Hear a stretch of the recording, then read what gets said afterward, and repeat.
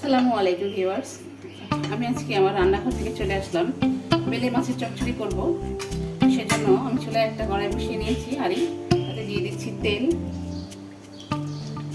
দিয়ে দিলাম পেঁয়াজ কুচি এবং কাঁচামরিচ কুচি। আমি পেঁয়াজটা হালকা করে ভেজে নিয়েছি, হালকা বাদামি করে। এখন দিয়ে দিচ্ছি এখানে 1 চামচ রসুন বাটা। দিয়ে দেবো একটু গরম পানি মশলা কষানোর জন্য। এখন দিয়ে দেবো এখানে 1/2 চামচ লাল মরিচের গুঁড়া, 1/2 চামচ হলুদের গুঁড়া, 1/2 চামচ ধনিয়ার গুঁড়া আর 1/2 চামচ জিরার গুঁড়া।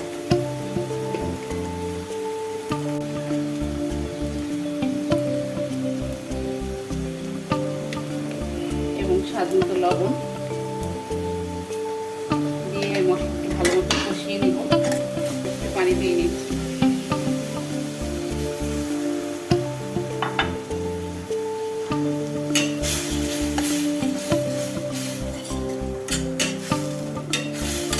মশলাটা আমার কষানো হয়ে গেছে, তেলের উপর উঠে এসেছে।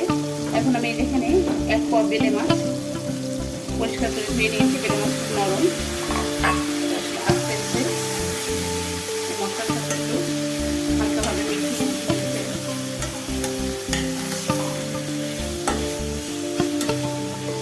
দিয়ে দেবো। এখানে আমি টমেটোর উপর কেটে রেখেছিলাম, টমেটোটা দিয়ে দিচ্ছি।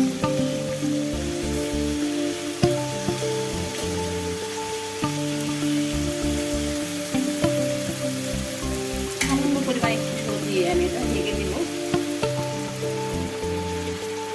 তেলে মাছের চচ্চড়ি করবো, দিদি আস্তে করে নাড়াচাড়া করবো না।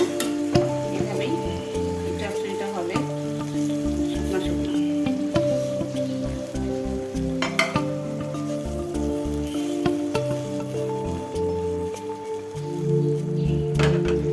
এখন দিয়ে দেবো একটু ধনিয়া পাতা,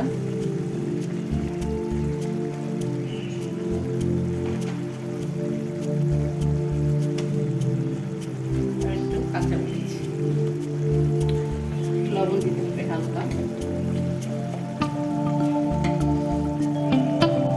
হয়ে গেছে আমার মজাদার ছোট বেলে মাছের চচ্চড়ি। খুব সহজভাবে আমি আপনাদেরকে করে দেখালাম। মানে আমি এভাবেই আসলে রান্না করি, আর এভাবে রান্না করলে বেলে মাছটা খেতে খুবই মজা লাগে।